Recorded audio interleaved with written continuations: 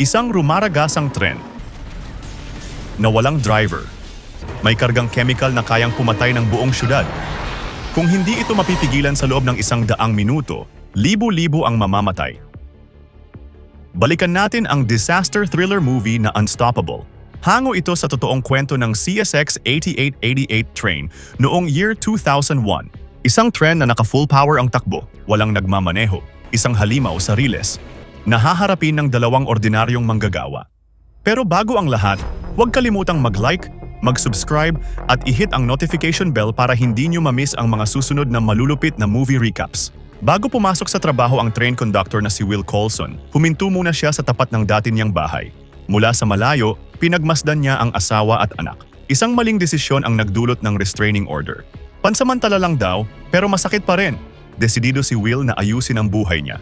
Kaya nagmaneho na siya mula Stanton papunta sa Brewster Yard sa South Pennsylvania, ang himpilan ng tren.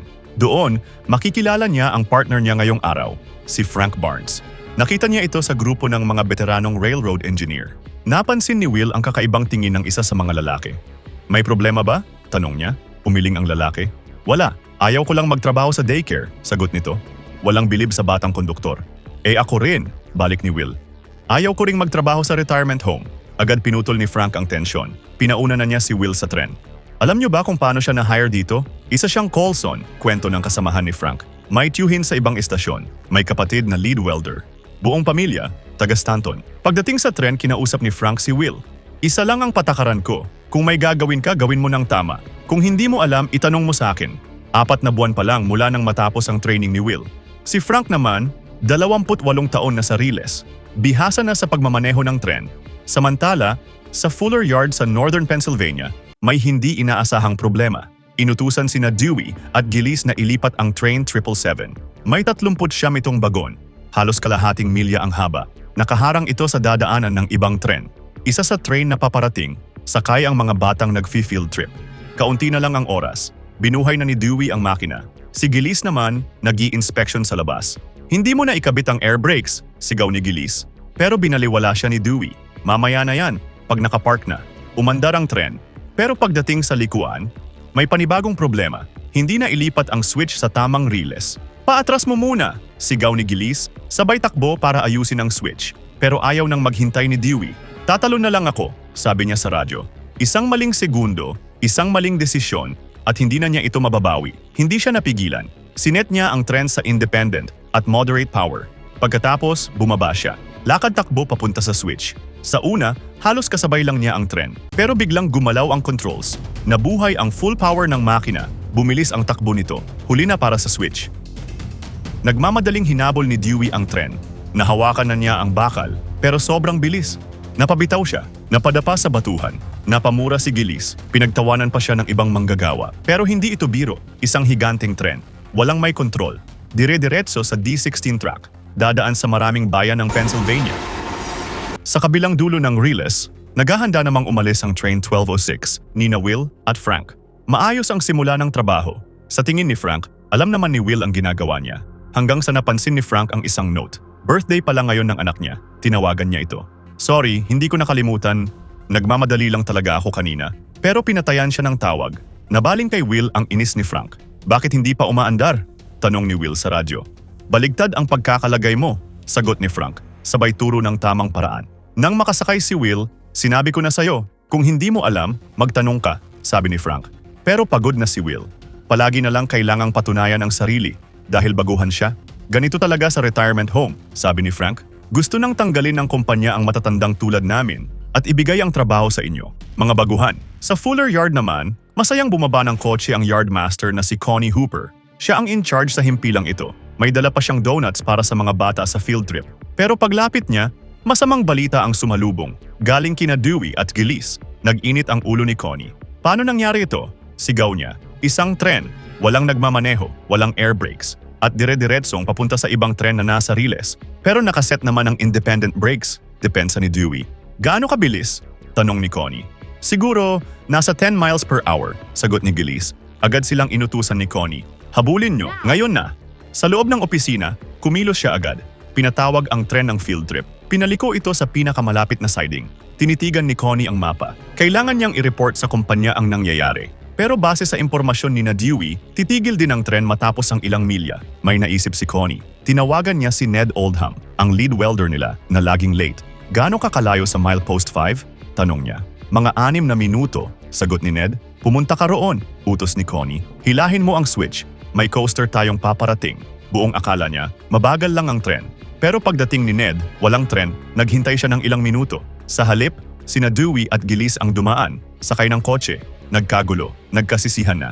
Ibig mong sabihin, nakalagpas na? Tanong ni Connie sa telepono. Iyon ang hula ni Ned, napahinto si Connie. Alam na niya agad. Hindi ito coaster, sabi niya. Nakapower ang tren. Sa telepono, ginisa ni Connie si Dewey. Tinatanong kung anong ginawa niya sa mga kontrol nito. Hanggang sa mahanap nila ang pagkakamali. Naka-full power ang throttle nang ilagay sa independent. Napapikit si Connie. Mariin.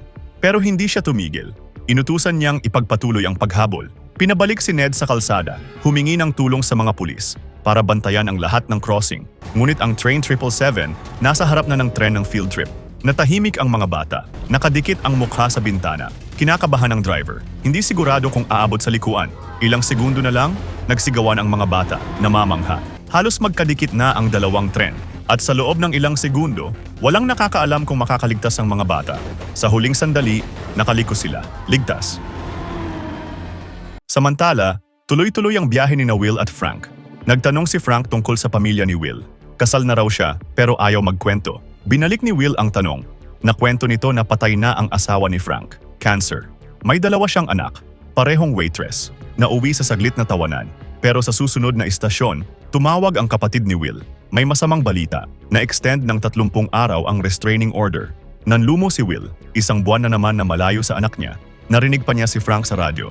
Ibaba mo na yung telepono, utos niya. Ayusin mo ang brake. Umakyat ka na rito. Walang imik na sumunod si Will.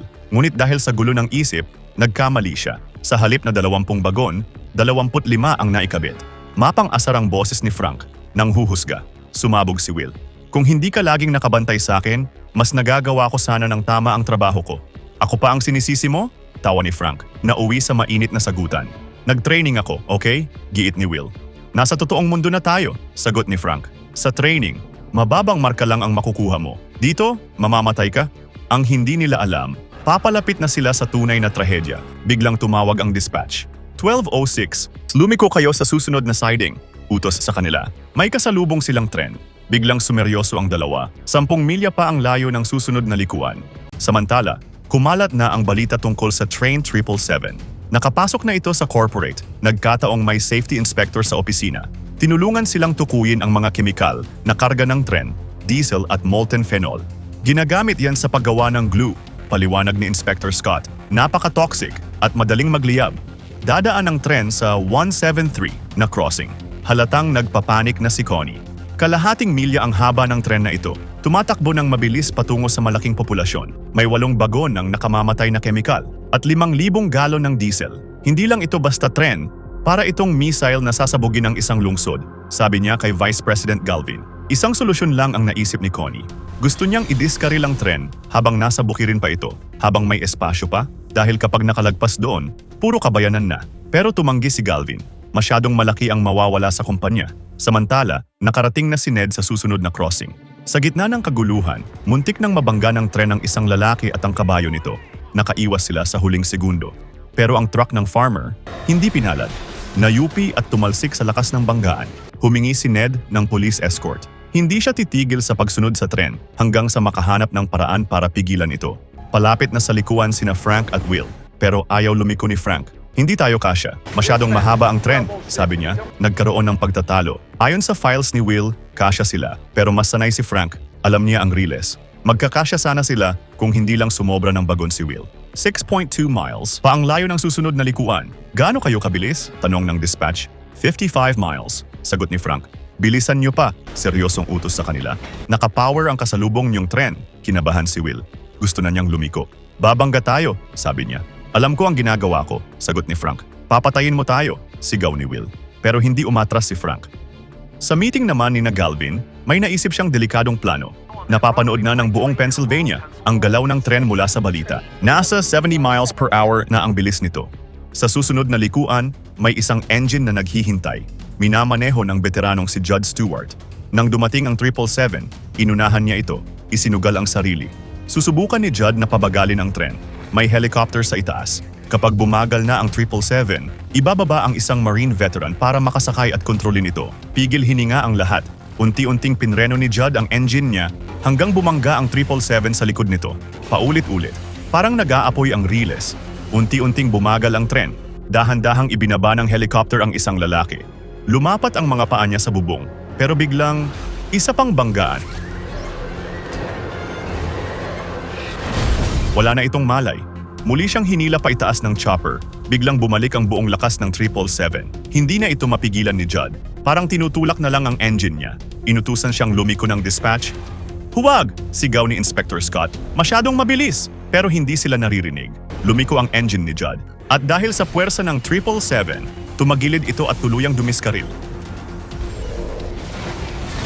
Sumabog. Nagliyak. Halos maiyak si Connie sa galit. Kalahating milya mula sa likuan, natatanaw na nina Frank at Will ang 777. "Bakit ka pumipreno?" Nag-aalalang tanong ni Will. "Magtiwala ka sa akin. Kapag binilisan natin ang liko, tatalsik tayo." Pinipilit ni Frank maging kalmado. Sakto ang timing. Lumiko sila habang rumaragasa ang 777. Tahimik na nagdasal ang dalawa na maitawid lahat ng bagon. Pero sumabit ang dulo nito. Parang laruan, dinurog ng 777 ang huling bagon. Hindi na mahalaga, ligtas sina Will at Frank.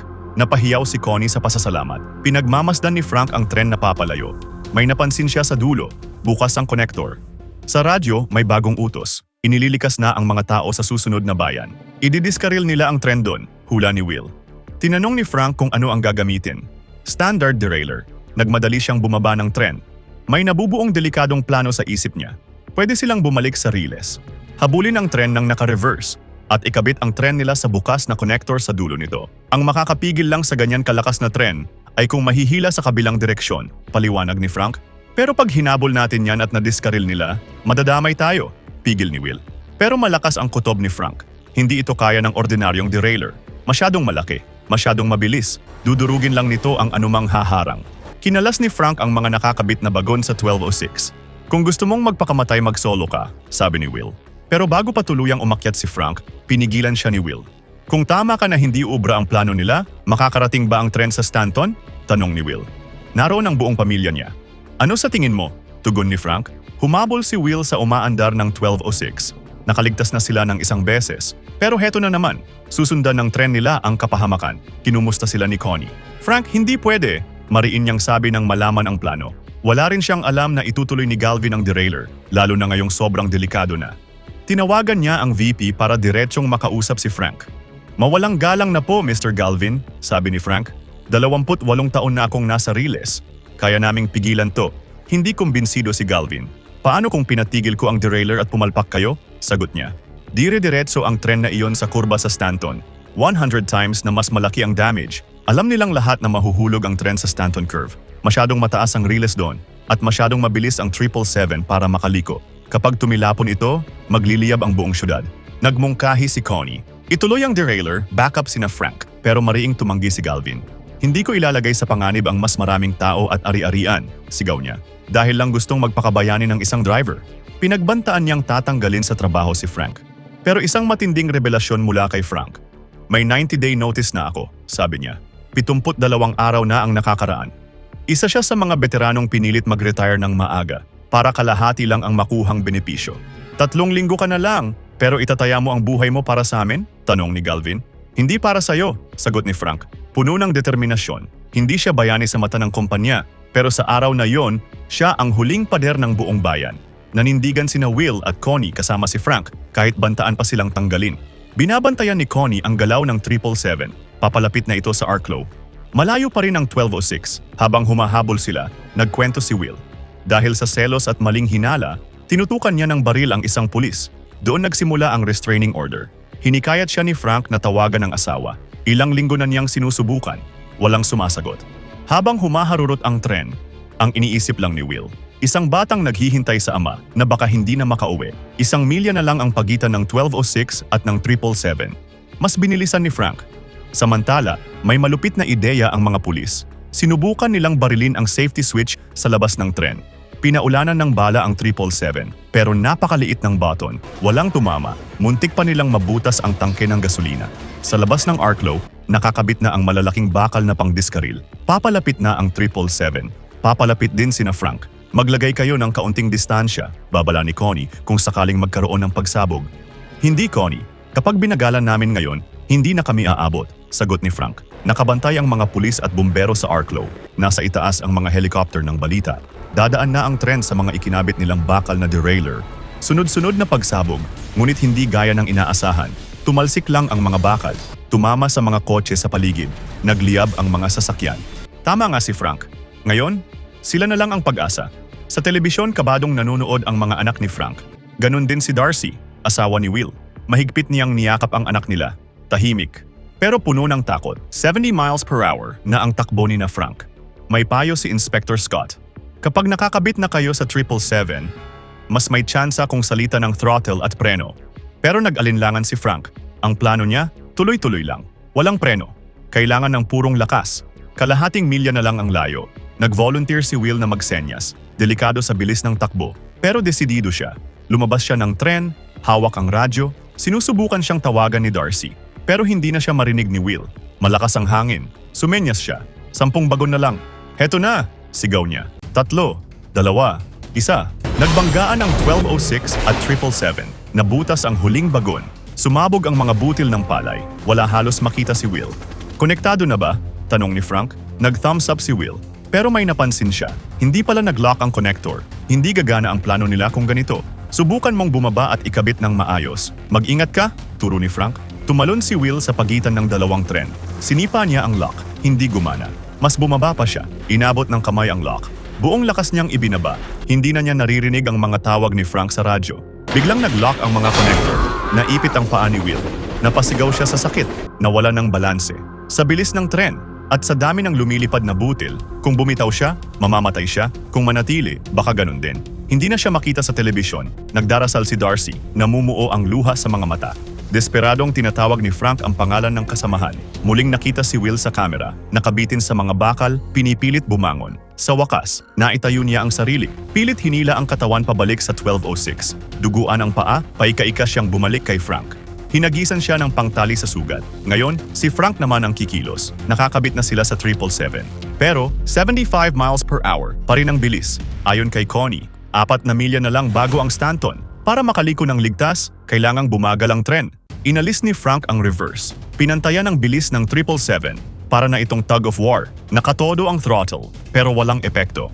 Nagdesisyon si Frank na subukan ang payo ni Inspector Scott. Salita ng arangkada at preno. Unti-unti, bumabagal ang tren. 50 miles per hour. Napangiti si Frank. 30 na lang, sabi ni Connie. May handang tumalon kapag nasa 20 na lang ang bilis nyo. Sabihin mo maghanda na sila, confident na sagot ni Frank. Pero masyado pang maaga para magdiwang. Mula sa 40, tumataas naman sila papuntang 50. Nahihila tayo, masyadong mabigat, sabi ni Frank. Nasa 60, na ulit sila. Connie, masyado kaming mabilis, report ni Frank. Hindi maaari. Ayon kay Connie, 15 lang ang limit ng curve. Siguro kakayanin hanggang 20 o 25. Sa gitna ng tensyon, may naisip si Will. Ang preno ng bawat bagon, biglang sabi niya. May handbrake ang bawat isa, baka makatulong. Tatayo sana si Will, pero pinigilan siya ni Frank. Ako na, dito ka sa makina. Tinuro niya ang gagawin. Tahimik si Will. Huwag kang maging sentimental, biro ni Frank. Mas lalo lang akong kinakabahan. Hindi alintana ang bilis ng tren. Mano-manong pinihit ni Frank ang brake sa dulo ng bagon. Pagkatapos, umakyat siya sa ibabaw. Tumakbo papunta sa kasunod at inulit ang proseso. Humahanga ang lahat sa buwis buhay na misyon ng train driver na ito. Itinataya ang sariling kapakanan para sa nakararami. Sa kabila ng karanasan, sa kumpanyang hindi lumalaban ng patas, patuloy rin si Will sa pagkontrol ng makina. 40, 35, hindi biro ang puwersang nilalabanan ng 1206. At hindi na rin ito makakayanan ng matagal. Bumababa sila sa 20, pero sa sunod na preno ni Will, may sumabog. Nahampas niya ang control sa galit. Bumigay na ang preno ng 1206. Frank, wala na tayong preno, sigaw ni Will sa radyo. Bumibilis na naman sila kung kailan napakalapit na ng curve. Kalmadong tinanaw ni Frank ang papalapit na kapahamakan at pinutol ang pagpapanik ni Will. Hawakan mo lang ang independent. Hintayin mo ang direksyon ko. Liliko na sila. Pabilis ng pabilis ang tren. Ngayon na, kabigin mo ang independent. Lahat ng puwersa na kaya mo. Sigaw ni Frank, agad sumunod si Will. Tumagilid ang tren, kumiskis sa harang ng riles, tumalsik ang mga bakal.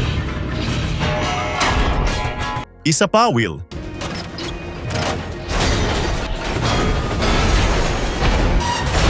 Nakalusot ang kalahati ng tren sa curve, sumabit sa mga poste ng kuryente at nagliyab. Pero sa wakas, tumuwid din. Hiyawan ang mga nanonood. Kasama ang pamilya ni na Frank at Will. Sandali silang nagdiwang. Pero hindi pa tapos. Nakalusot lang sila sa isang balakid, pero ang tren ayaw pang sumuko. Kailangang mapatigil ang 777. Ngunit mas bumibilis pa ito. 60, 80. Hindi natinag si Frank at tumawid sa mga bagon. Kung makarating lang siya sa unahan, makokontrol niya ito. Pero napigilan siya ng isang malaking gap. Will, mukhang hindi ko kakayanin, sabi niya sa radyo. Napasigaw si Will, nawawalan na ng pag-asa, kaunti na lang sana. Pero biglang umalingaw-ngaw ang sirena ng mga pulis. Sa gitna nila, ang pulang truck ni Ned.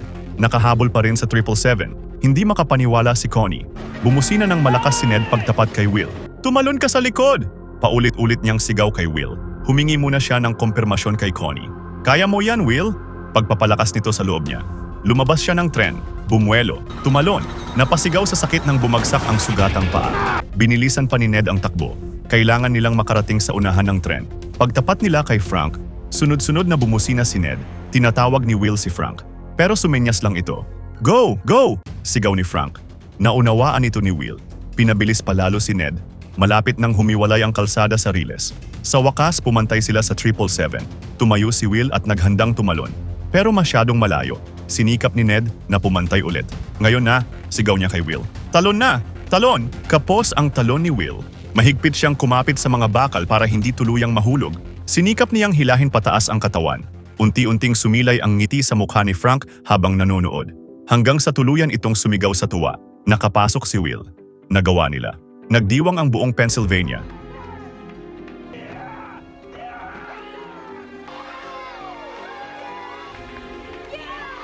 Tinodo ni Will ang preno, at dito na natapos ang paglalakbay ng halimaw na tren. 2 ordinaryong manggagawa ang naging bayani sa araw na iyon. Ipinaubaya nila kay Ned ang atensyon ng media at masayang bumalik sa kani-kanilang pamilya. Sa wakas, nakilala nila si Connie, hindi lang bilang boses sa radyo. Sa totoong buhay, na-promote si Frank at ngayoy retirado na. Patuloy na lumalaki ang pamilya ni Will at pinalitan ni Connie si Galvin bilang Vice President. Mag-subscribe para sa iba pang mga video tulad nito. I-on ang notifications at iwanan ang like para suportahan ang channel. Maraming salamat po sa panunood ng recaps natin to.